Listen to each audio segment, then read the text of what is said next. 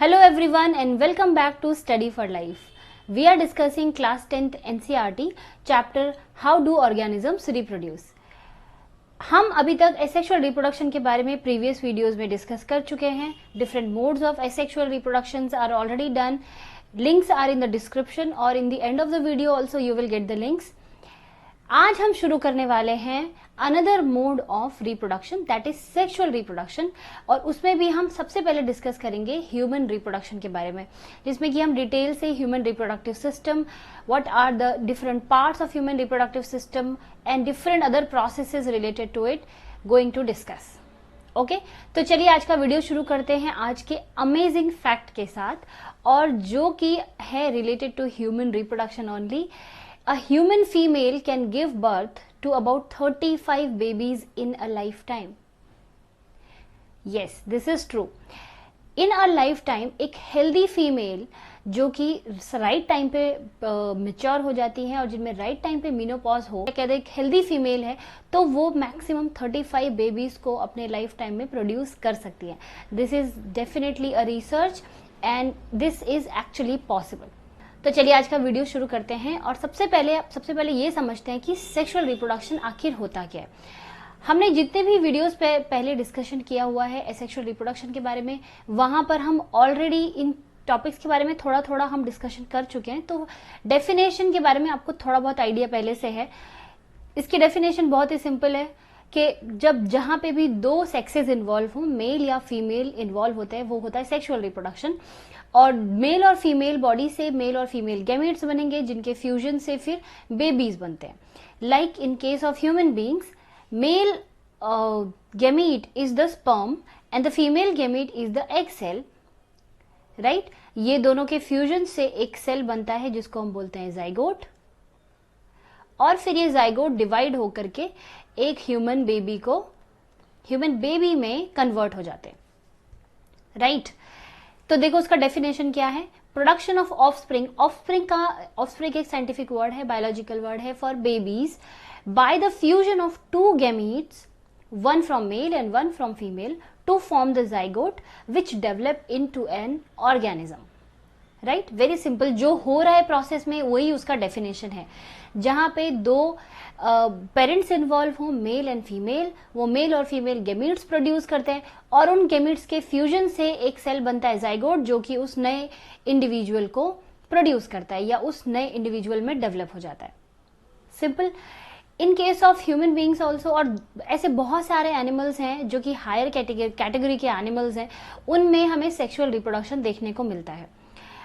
उसके अलावा प्लांट्स में भी सेक्सुअल रिप्रोडक्शन देखने को मिलता है. अगेन, जो हायर लेवल के प्लांट्स हैं, जो बहुत ही सिंपल या बहुत ही प्राइमरी लेवल के प्लांट्स हैं, उनमें एसेक्सुअल रिप्रोडक्शन देखने मिलता है. और बहुत सारे हायर प्लांट्स में भी एसेक्सुअल रिप्रोडक्शन देखने मिलता है, लेकिन हायर प्लांट्स में सेक्सुअल रिप्रोडक्शन देखने को भी मिलता है. अब इसमें क्या है, इसमें भी दो पेरेंट इन्वॉल्व होंगे, एक मेल पेरेंट एक फीमेल पेरेंट, और दोनों से मेल और फीमेल गैमीट्स का फॉर्मेशन होगा. मेल गैमीट को हम कहते हैं पॉलन ग्रेन. इसके बारे में हम जब प्लांट रिप्रोडक्शन करेंगे तो हम वहां पे डिटेल में डिस्कस करेंगे, लेकिन जनरल सेक्सुअल रिप्रोडक्शन के आइडिया के लिए थोड़ा समझ लेते हैं कि पॉलन ग्रेन जो है वो मेल गैमीट है, और ये मेल गैमीट ट्रांसफर हो जाता है फीमेल बॉडी पार्ट के पास, जहां पर फीमेल पार्ट अगेन एग ही होता है ह्यूमन के जैसे ही, और उन दोनों के फ्यूजन से फिर नए प्लांट्स का फॉर्मेशन होता है. जबकि सीड के अंदर एक छोटा सा एम्ब्रियो बनता है, वो इन दोनों के फ्यूजन से जो जाइगोट बनेगा उसी से बनता है. So this is just introduction about sexual reproduction, जो कि एक इसका क्लियर कट डेफिनेशन है, जो कि प्रोसेस में हो रहा है वही उसका डेफिनेशन है. आई होप आपको समझ में आ गया होगा. चलिए आगे बढ़ते हैं. और जब हम बात कर रहे हैं सेक्सुअल रिप्रोडक्शन की, तो एक और क्वेश्चन हमारे दिमाग में आना चाहिए कि क्या कोई भी ऑर्गेनिज्म किसी भी एज में रिप्रोड्यूस कर सकते हैं? नहीं. एक सर्टेन एज में पहुंचने के बाद ही हम बेबीज को प्रोड्यूस कर सकते हैं. वो सर्टेन एजेस अलग अलग लोगों में अलग अलग हो सकती है, अलग अलग ऑर्गेनिजम्स में अलग अलग हो सकती है.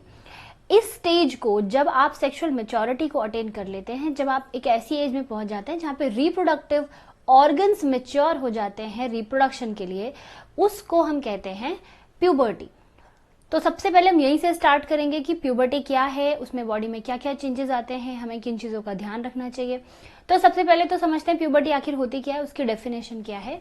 Age of boys and girls या male and female at which reproductive organs become functional, जहां पे आपके रिप्रोडक्टिव ऑर्गन्स फंक्शनल हो जाते हैं। रिप्रोडक्टिव ऑर्गन्स मतलब मेल और female reproductive organs, ovaries in case of female and testis in case of male human beings में। और फिर उनके फंक्शनल होने से क्या होगा, वो गैमीट प्रोडक्शन शुरू कर देंगे।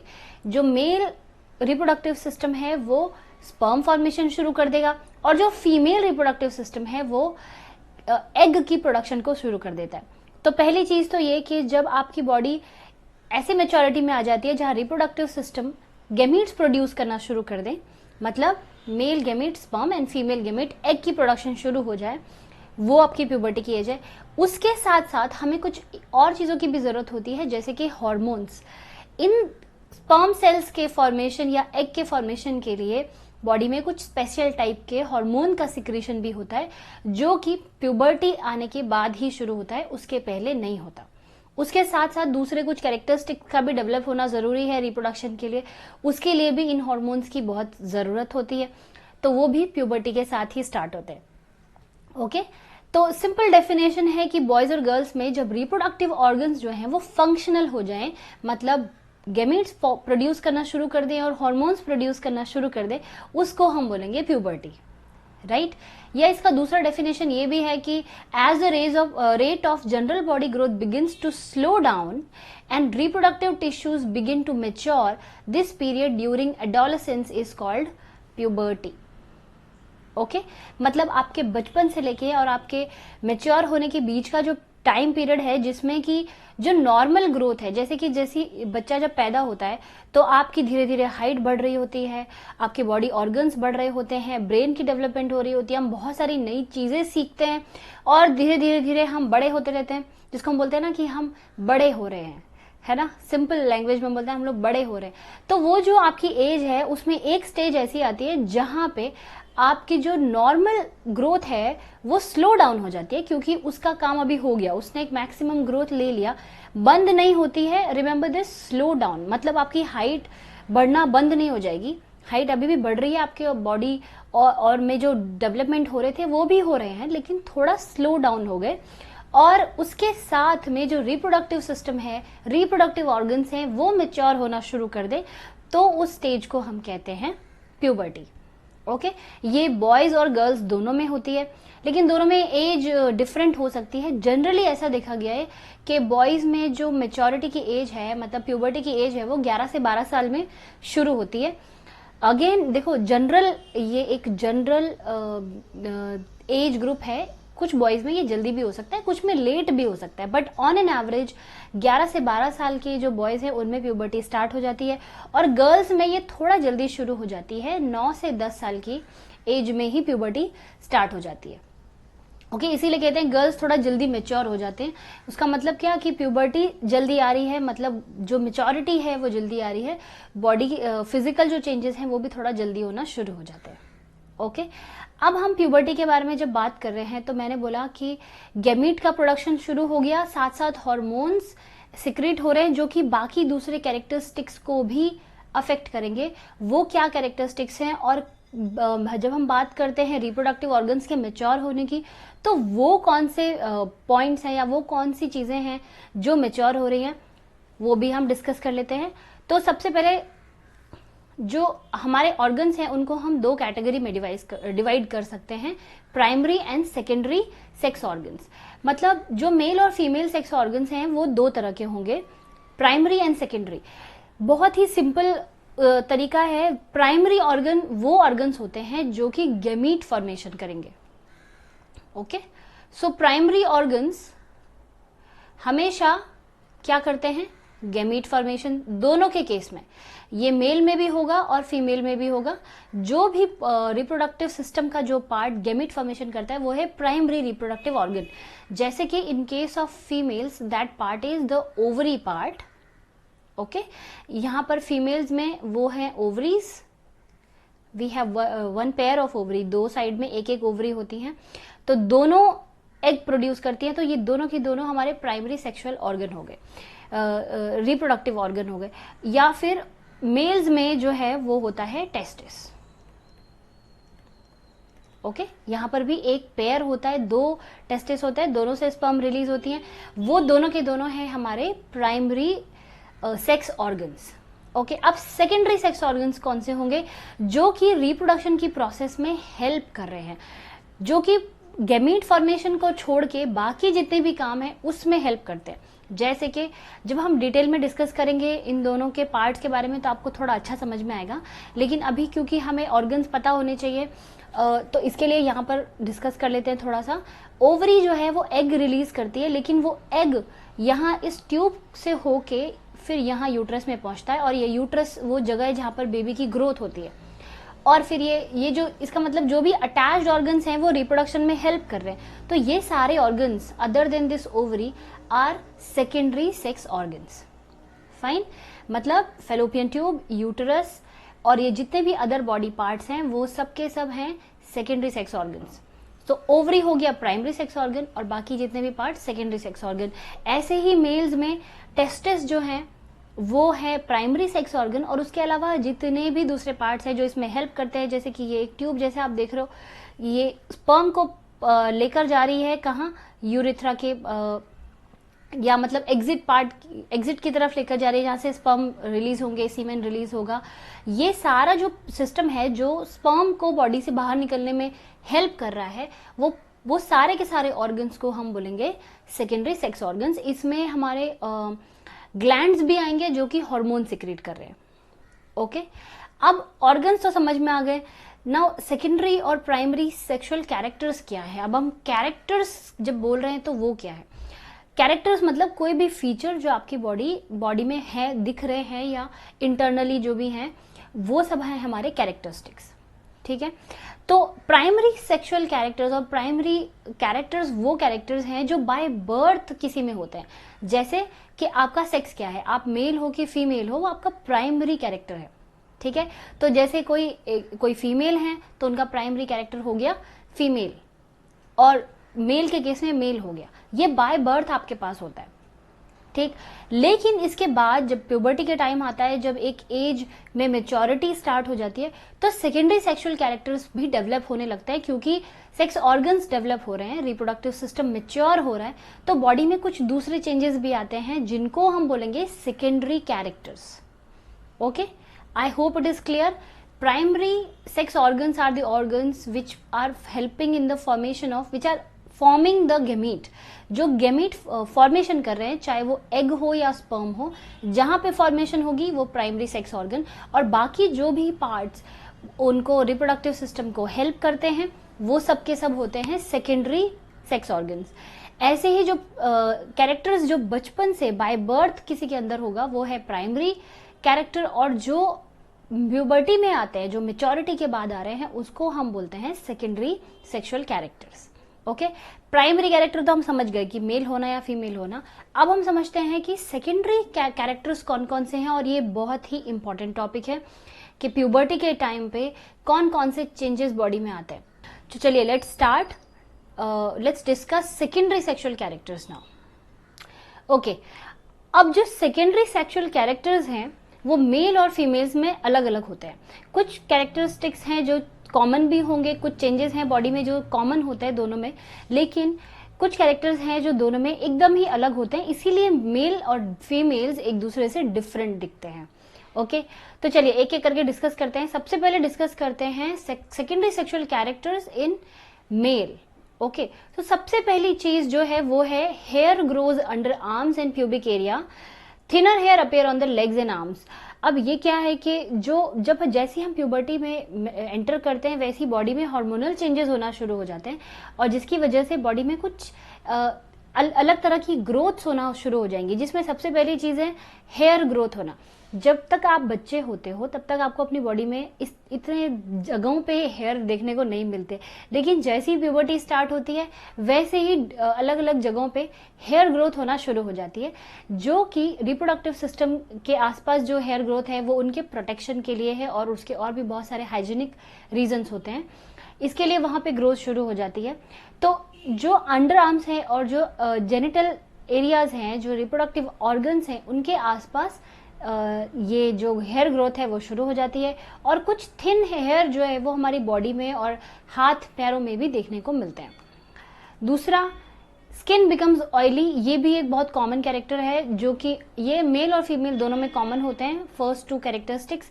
ये क्यों है? क्योंकि जो हार्मोनल चेंजेस हैं उसकी वजह से स्किन में ऑयल का स्किन जो है ऑयल ज़्यादा प्रोड्यूस करने लगती है, उसकी वजह से स्किन जो है वो ऑयली हो जाती है, जिसकी वजह से पिंपल्स और ये सारी प्रॉब्लम्स भी शुरू हो जाती है। बॉयज़ जनरली इन चीज़ों के लिए ज़्यादा परेशान नहीं होते, लेकिन गर्ल्स इसके लिए बहुत परेशान होती है कि पिंपल्स आना शुरू हो गया, ये हो गया, तो इसके लिए क्या किया जाए। पर ऐसा नहीं है, बॉयज़ भी आजकल बहुत कंसर्न हैं, बट ये एक साइन है प्यूबर्टी का। जैसे आपको पिंपल्स आना शुरू हो तो आप समझ सकते हैं कि प्यूबर्टी के चेंजेस आने शुरू हो गए। उसके अलावा एक और चीज़ होती है कि hair growth on face and chest. ये मेल और फीमेल में डिफरेंट होता है। मेल्स में हेयर ग्रोथ जो है वो चेस्ट और फेस एरिया में, जैसे कि मुस्टैश एंड बियर्ड, ये एरियाज में भी हेयर ग्रोथ होना शुरू हो जाती है, जो कि थिक हेयर होते हैं। जबकि फीमेल्स में ऐसा नहीं होगा, थिन हेयर किसी किसी में देखने को मिल सकते हैं, बट जनरली फीमेल्स में इन एरियाज में हेयर ग्रोथ नहीं होती। उसके अलावा बॉयज में एक और बहुत ही बड़ा चेंज आता है, जो कि आप सडनली जिसको लेके कभी कभी परेशान भी हो जाते हो, कि आपकी आवाज़ चेंज होने लगती है। वो इसलिए क्योंकि बॉयज में जो लेरिंग्स है, जिसको हम एडम्स एप्पल कहते हैं, जो यहाँ पर होता है, उसका साइज बड़ा होने लगता है, तो उनकी आवाज़ की पिच चेंज होने लगती है। अब क्योंकि वो चेंज के थ्रू अभी चेंज हो रहा है उसमें, इसलिए जो वॉइस जो है वो ब्रेक होने लगती है। कई बार अच्छे से आवाज़ आप जैसे आप अच्छे से बोल रहे थे उतना अच्छे से बोल नहीं पाते। कुछ लोगों में एकदम से बहुत ज़्यादा चेंजेस आते हैं और धीरे धीरे आपकी आवाज़ चेंज होने लगेगी, और धीरे धीरे प्यूबर्टी जैसे ही ख़त्म होने लगती है आवाज़ पूरी तरह चेंज हो सकती है और एक मैच्योर मेन जैसी आवाज़ बन जाती है, क्योंकि वो जो वॉइस बॉक्स है वो उसका साइज बड़ा हो जाता है कंपेयर टू फीमेल्स। इसके अलावा जो टेस्टिस हैं वो स्पर्म प्रोड्यूस करना शुरू कर देती है। ये भी एक कैरेक्टरिस्टिक है बॉडी का, जो कि प्यूबर्टी के बाद ही आता है। टेस्टिस जो है वो स्पर्म प्रोड्यूस करना शुरू कर देंगे।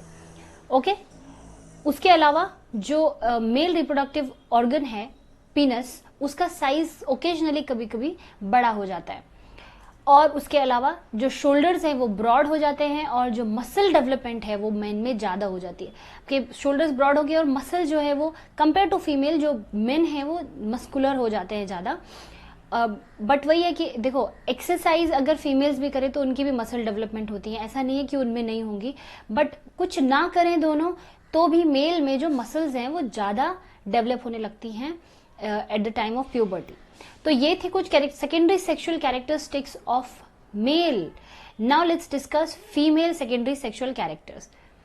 सो first of all again it is same, hair growth का होना शुरू हो जाता है आर्म पिट्स में और जेनिटल एरियाज के अराउंड, और लेग्स और आर्म्स में भी थिन हेयर देखने को मिलते हैं, जिसको कि जनरली फीमेल्स जो है वो शेव करती हैं या उसको रिमूव करने की कोशिश करती हैं। उसके अलावा स्किन जो है यहाँ पर भी ऑयली हो जाती है, गर्ल्स में भी स्किन ऑयली हो जाती है हार्मोनल चेंजेस की वजह से। यहाँ पर फिजिकल चेंजेस क्या हो रहे हैं? यहाँ पर फिजिकल चेंजेस में सबसे पहला चेंज होता है कि जो ब्रेस्ट का साइज है वो इंक्रीज होने लगता है। ओके, उसके अलावा जो हिप है या जिसको हम बोलते हैं पेल्विक रीजन, वो जो पेल्विक बोन है उसका साइज उसका वो एरिया जो है ब्रॉड होने लगता है। ऐसा इसलिए क्योंकि उसके वहीं पर यूटरस होता है, मतलब सेंटर में यूटरस होता है, और फ्यूचर में बेबी को ग्रोथ के लिए वहां पर स्पेस की जरूरत पड़ती है। इसीलिए जो पेल्विक रीजन है फीमेल्स में वो बड़ा होता है, वाइड होता है, ताकि फ्यूचर में बेबीज को वहां पे कैरी किया जा सके। तो इसलिए जो ब्रॉडनिंग है वो पेल्विस की ब्रॉडनिंग हो जाती है एट द प्यूबर्टी स्टार्ट्स। उसके अलावा जो ओवरीज हैं वो भी जो है अपना गैमीट रिलीज करना शुरू कर देती है, जिसको बोलते हैं एग, वो रिलीज करना शुरू कर देती है। उसी के साथ साथ फीमेल्स में मेंस्ट्रुएशन स्टार्ट हो जाता है। तो प्यूबर्टी जैसे ही स्टार्ट होगी, आपके रिप्रोडक्टिव ऑर्गन्स मैच्योर होने की शुरुआत कर रहे हैं, जैसे ही मैच्योर हो जाते हैं मेंस्ट्रुएशन स्टार्ट हो जाती है। मेंस्ट्रुएशन को जनरल लैंग्वेज में हम बोलते हैं पीरियड्स, और जो कि एक साइक्लिक प्रोसेस है वो फीमेल में होना बहुत ही ज़रूरी है because that is a very important part of reproduction, क्योंकि वो अपने जो यूट्रस है हर मंथ अपने आप को कंसीव करने के लिए या बेबी को ग्रो करने के लिए रेडी करता है, और जब वो प्रोसेस कंप्लीट नहीं होती तो उसकी वजह से पीरियड्स होना शुरू होते हैं। ये सारे टॉपिक्स जो हैं हम डिटेल में चैप्टर में डिस्कस करेंगे, लेकिन यहाँ पर हम थोड़ा जनरली समझ लेते हैं, क्योंकि ये एक सेकेंडरी सेक्सुअल कैरेक्टर है, ताकि हमें पता चले कि डिफरेंट डिफरेंट कैरेक्टरिस्टिक्स क्या हैं। ओके, तो ये जो जितने भी हमने पॉइंट्स अभी डिस्कस किए ये थे secondary sexual characteristics present in male and female, जो कि प्यूबर्टी के टाइम पे देखने को मिलते हैं। और ये क्योंकि अब आप 10th स्टैंडर्ड में हो तो आप में से कई लोगों में ऑलरेडी ये चेंजेस काफ़ी हद तक हो चुके हैं, बहुत पहले ही स्टार्ट हो चुके हैं। और अगर देखिए ये जो मैंने एज ग्रुप भी आपको बोला उसमें क्या होता है कि ये वेरी करता है हमेशा कि हर एक बॉयज़ और गर्ल्स में प्यूबर्टी जो है वो अलग अलग टाइम पे आती है। आपकी बॉडी में बहुत सारे चेंजेस हो रहे हैं, तो उसकी वजह से कई बार हम बहुत ज़्यादा अपनी बॉडी को लेके कॉन्शियस भी रहते हैं, बॉडी कॉन्शियसनेस बहुत ज़्यादा हो जाती है क्योंकि चेंजेस हो रहे हैं। आप देख रहे हो कि कोई लड़का या आपके क्लास का कोई फ्रेंड आपका जो है वो एकदम से मस्कुलर हो गया और आप अभी तक एकदम क्यूटी पाई बॉय जैसे दिखते हो, तो कई बार लड़कों में ये एक इनसिक्योरिटी की फीलिंग होती है कि ये एक मतलब अपनी बॉडी को लेकर के कॉन्शियसनेस बढ़ जाती है। ऐसी फीमेल्स में अगर कोई दूसरी लड़की जल्दी से मैच्योर हो जाए, उनकी बॉडी शेप चेंज हो जाती है, तो आप अपने आप को लेके कॉन्शियस हो जाते हो। दूसरा, जो भी प्रॉब्लम्स हैं जैसे कि पिंपल्स के प्रॉब्लम्स या जो भी दूसरे प्रॉब्लम्स है उसको लेके भी बहुत ज़्यादा कॉन्शियसनेस होती है, और कई बार उसकी वजह से इमोशनली डिस्ट्रेस फील करना, सैड फील करना, ये सब चीज़ें भी शुरू हो जाती हैं, जो कि अच्छी बात नहीं है, क्योंकि ये सब एक नेचुरल प्रोसेस है। सब इसके थ्रू होके एक बार गुजरेंगे, और एक बार जब मैच्योरिटी आ जाती है तो सेटल हो जाता है सब कुछ, और फिर आप अपने बॉडी को अच्छे से समझ पाते हो। ज़रूरी बात यह है कि हम इस टाइम पे अपनी हेल्थ का बहुत ध्यान रखें, क्योंकि बॉडी में हार्मोनल चेंजेस हो रहे हैं, बॉडी नए चेंजेस से होके गुजर रही है। तो अपनी हेल्थ का ध्यान रखना, प्रॉपर डाइट लेना, वाटर इनटेक प्रॉपर रखना, प्रॉपर स्लीप लेना, रेस्ट करना, और साथ साथ इक्वली एक्सरसाइज करना, मतलब गेम्स खेलना, और ये सब बहुत ही ज़रूरी है आपकी एक प्रॉपर हेल्दी ग्रोथ के लिए। ओके, तो ये था आज का टॉपिक। नेक्स्ट वीडियो में हम डिस्कस करेंगे मेल रिप्रोडक्टिव सिस्टम के बारे में। तो अगर ये वीडियो समझ में आया हो, अच्छा लगा हो, तो वीडियो को लाइक ज़रूर करें, शेयर ज़रूर करें, चैनल को सब्सक्राइब ज़रूर करें और जुड़े रहें चैनल के साथ। And that's all for today. Take care everyone.